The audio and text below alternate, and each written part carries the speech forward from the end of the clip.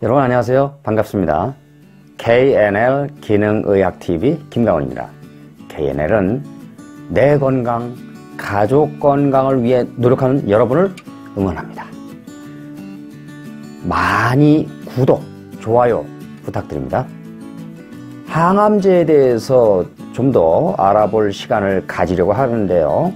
항암제는 일반적인 특성이 빠르게 분열하는 세포를 공격하게끔 그렇게 디자인되어 있습니다. 자, 문제는 이 항암제가 공격하는 대상을 뭐라 그랬죠? 빠르게 분열한다 그랬어요. 그럼 정상세포 중에서도 빠르게 분열하는 게 있지 않습니까? 예를 들어서 모근세포라든가 머리카락 나는 거 생각하시면 됩니다.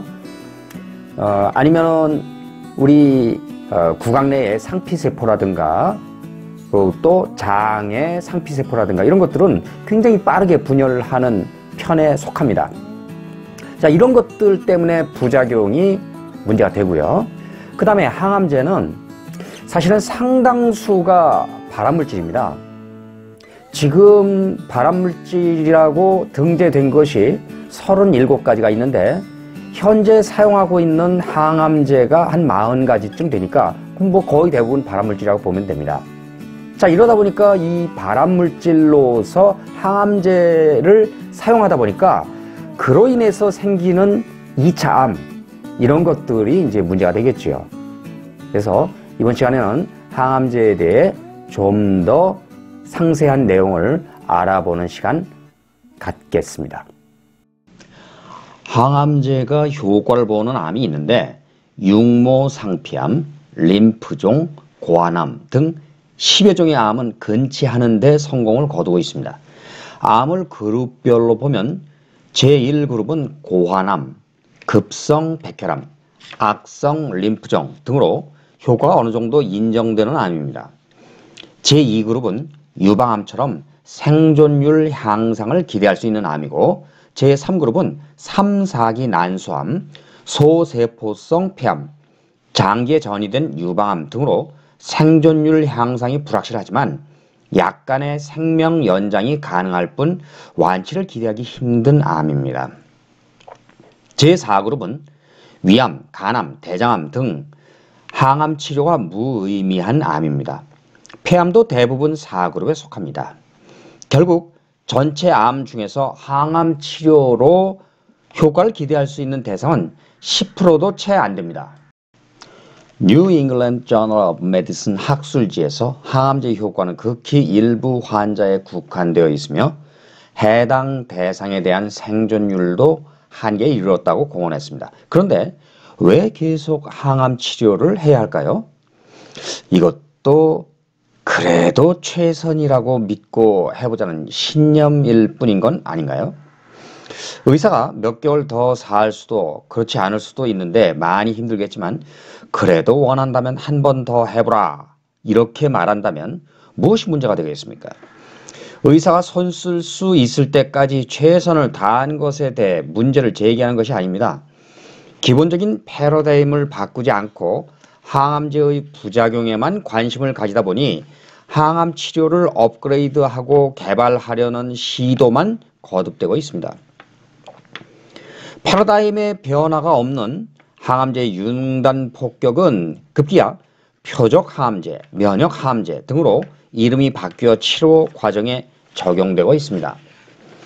어떤 치료를 택하든 식품은 무엇보다 조심해야 하고 스트레스는 반드시 해소해야 하며 성격은 무조건 뜯어 고쳐야만 합니다.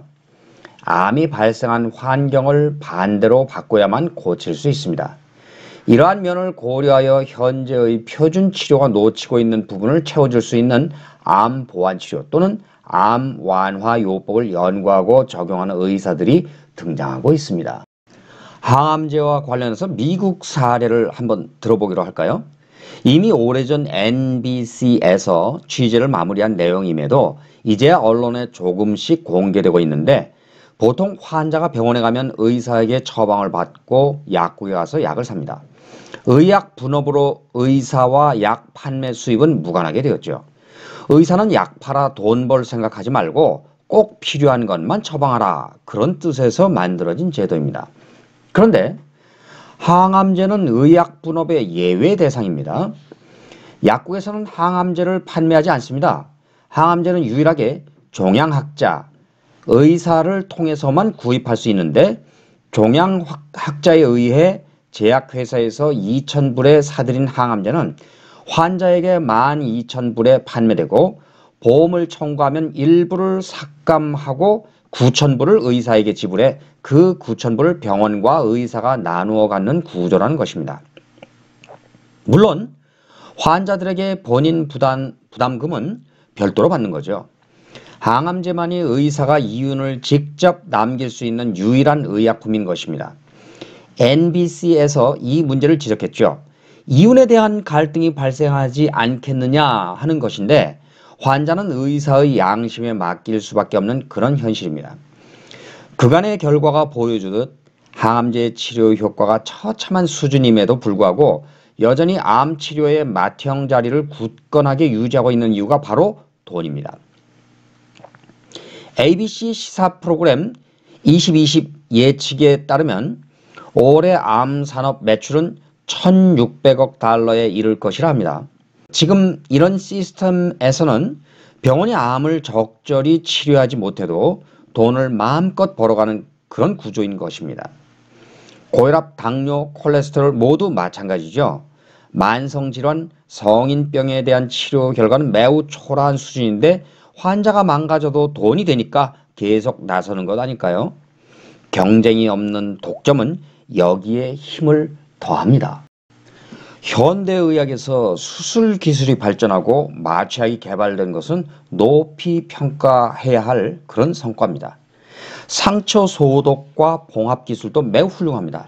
이런 기술들은 위급한 상황에서 사람들을 구해냈고 응급조치나 성형수술의 놀라운 발전을 일궈냈죠. 그런데 항암 치료를 서두르다 보니 환자들에게 암은 위급한 것으로 여겨지지만 사실 암은 만성질환입니다. 시간이 있으므로 많이 알아봐야 합니다. 암의 원인은 제쳐두고 결과인 암세포만 제거하면 어떻게 되겠습니까? 재발할 수밖에 없겠죠. 바로 암이 재발한다는 게 현대 암치료의 가장 큰 문제점입니다. 항암이나 방사선 치료 후 펫스캔이나 CT를 찍어보고 종양의 크기가 작아진 것으로 확인되면 의사도 좋아하고 환자도 좋아합니다. 그러다 종양이 다시 커지고 그러기를 몇 번 반복하는데 이러다 보면 어느 순간 다른 장기에 전이되곤 합니다. 암이 재발하면 전보다 훨씬 더 공격적이고 흉포하게 변합니다.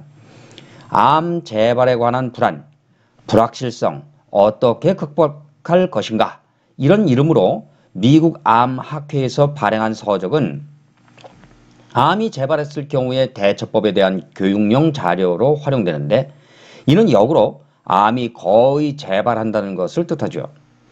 또한 이에 대한 정확한 통계가 없다는 점을 말해줍니다. 만약 발병 후 5년이 지나 재발되고 전이되어 상황이 더 악화되었더라도 이 환자는 아직 투병 중이기 때문에 통계에서 생존한 것으로 집계됩니다. 재발률은 중요한 정보인데도 이에 대한 자료는 어디에서도 찾아볼 수 없는 현실이죠. 의사들이 사악해서가 아니라 모르기 때문에 그런 겁니다. 이제는 당당하게 나서서 암 치료가 잘못됐으니 다른 방법을 찾아야 한다 이렇게 외치는 의사들이 많이 나타나기를 기대해 봅니다. 항암제라고 하는 게 알아볼수록 과학의 탈을 쓰고 착취의 모습을 나타내는 건 아닌가 그런 것 때문에 사실은 걱정이 좀 됩니다. 항암제 정체를 바로 알고 항암제를 치료에 이용하고 싶다 그런 경우에는 굉장히 많은 정보가 필요할 겁니다. 많은 정보를 필요하고 그걸 근거로 해서 판단해야 될 것입니다. 나와 가족의 건강을 그냥 믿고 누구에게 온전히 맡기기에는 세상이 참 두렵습니다. 그럼 여러분 다음 시간에는 더욱 건강한 모습으로 만나보기를 기원합니다. 다음 시간까지 안녕히 계십시오.